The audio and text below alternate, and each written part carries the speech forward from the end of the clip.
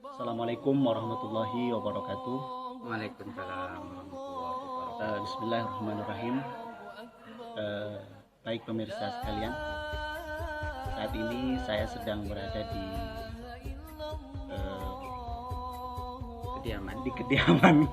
di kediaman Al Ustadz Nurul Umam SPDI. Beliau selaku pimpinan atau selaku kepala madrasah di Al-Nurul Hidayah, dan kebetulan saat ini adalah momen Hari Raya Idul Fitri, dan saya mengucapkan minal aidin wal faizin, mohon maaf lahir dan batin. Taqabbalallahu minna wa minkum, taqabbal karim. Selamat merayakan Hari Raya Idul Fitri 1443 Hijriah. Baik, kali ini kita bincang-bincang dengan Bapak Kepala Sekolah. Bagaimana seharusnya anak muda milenial saat ini mengisi momentum Hari Raya ini dengan sebaik mungkin dan bernilai ibadah. Oh, gitu.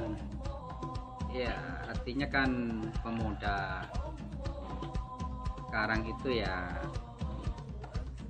sebetulnya kan tradisi yang terjadi di desa, baik yang muda yang tua, itu kan silaturahim. Kita maaf-maafan lah di situ. Saya rasa tradisi itu memang perlu dan harus dikembangkan. Di samping memang itu Harus terus dilestarikan. Di samping itu memang ajaran agama dan ada banyak lagi manfaatnya. Salah satunya juga kalau silaturahim itu mempelajari, ya betul itu. Kita kalau main-main itu, apalagi di Madura tradisinya itu dikasih makan, dikasih minum, mempelajari itu, dan banyak lagi yang lainnya. Jadi intinya silaturahim itu harus kita lestarikan sepanjang masa, Dan terus harus kita ajarkan kepada generasi kita, terutama anak didik kita yang saat ini punya pendidikan di madrasah aliyah, madrasah ya, pelajar lah istilahnya, pelajar.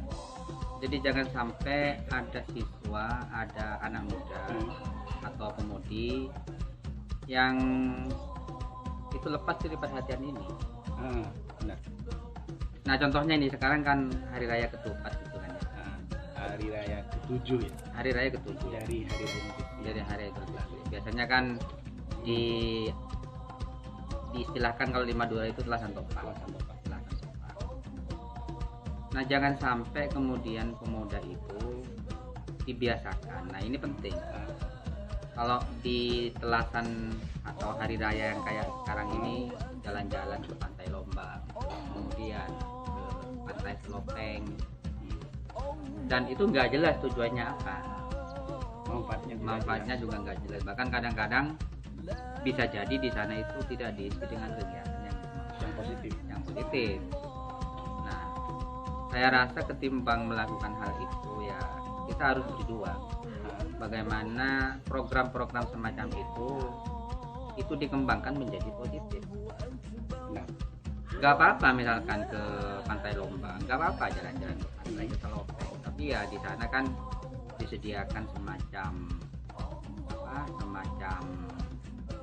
istighosah misalkan, atau kita melakukan kajian-kajian keagamaan, terus kemudian diisi dengan ya yang lain-lain yang intinya positif, dalam rangka misalkan diisi dengan pengembangan intelektual, keagamaan, atau ada istilahnya tadabbur alam. Bukan berarti diisi dengan sesuatu yang nol. Nah betul ya. Bukan berarti yang not value, kan tidak ada nilai. Tadabbur alam dalam rangka tentunya memikirkan tentang kekuasaan Allah agar iman kita semakin mantap. Benar sekali. Iya, ya kalaupun itu harus melakukan hal itu,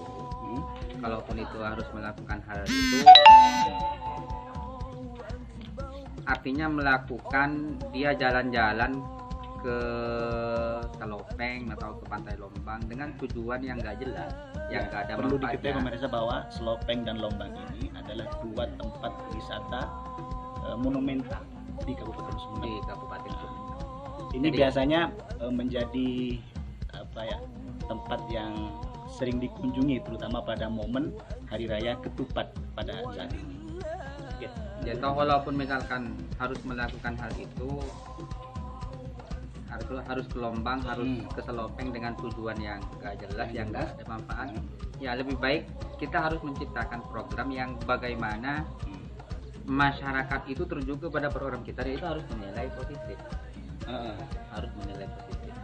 Contohnya misalkan apa ya, di masjid-masjid diajarkan istighosah. Jadi biar orang-orang itu nggak keluyuran kemana-mana dengan tujuan yang nggak jelas. Atau kita melakukan ziarah ke Asta misalkan, Asta Syekh siapa, terus kemudian Asta Kiai siapa, kemudian ke makbarah guru-guru kita. Pokoknya kita jangan diam. Nah ini salah satu antisipasi, melakukan sesuatu yang positif, kita memprogramkan maksudnya untuk meminimalisir masyarakat atau pemuda yang itu berjalan tanpa tujuan yang jelas. Nah begitu. Nah ini saya penting untuk ditradisikan.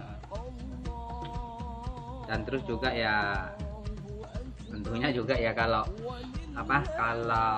kita itu harus bermaaf-maafan, tentunya kan yang namanya kata maafkan itu kan dalam hati. Formalnya kita silaturahim, kita salaman, kita maaf-maafan, tapi hatinya pun juga harus dikosongkan juga. Kalau misalkan hari ini ada orang itu pura-pura minta maaf, tapi dalam hatinya ternyata masih dendam, berarti itu kan manipulatif.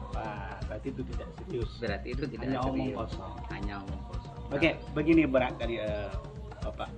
Ini ada beberapa pertanyaan. Lebih akrabnya kita panggil Mas aja ya. Mas, karena kita sama-sama muda ya. Iya, betul. Begini, ada banyak pertanyaan khususnya dari kaum milenial saat ini. Bagaimana kalau misalkan ada di antara kita itu bisa memaafkan tapi tidak bisa melupakan? Bisa memaafkan tapi tidak bisa melupakan, ya, akan kesalahan orang tersebut. Oh iya. Bagaimana menyikapi hal seperti itu? Ya soal lupa itu kan sudah bukan wewenang kita. Jadi kita nggak begitu masuk terlalu ke dalam juga persoalan. Yang penting dalam hati kita sudah ikhlas mau memaafkan. Persoalan dia pernah disakiti, saya masih ingat dulu. Persoalan masih ada unek-unek sedikit, ya itu bawaan manusia. Ya maksudnya begini ya, itu juga perlu diperketat. Jadi toh kalau misalkan dalam hati kan biasa manusia kan, jadi yang namanya pikiran, yang namanya hati kadang berdebar-debar, kadang muncul, kadang juga berkurang. So kalau setidaknya kita memerangi. Nggak boleh kalau misalkan muncul di dalam hati dendam misalkan, atau unek-unek mau kriminal, kita harus memerangi. Itu kan sudah minta siap.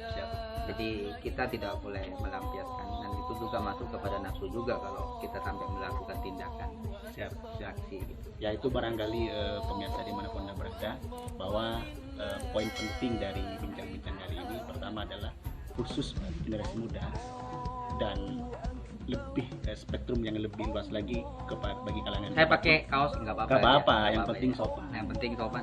Kita tetap tetap saling memaafkan gitu. Siap.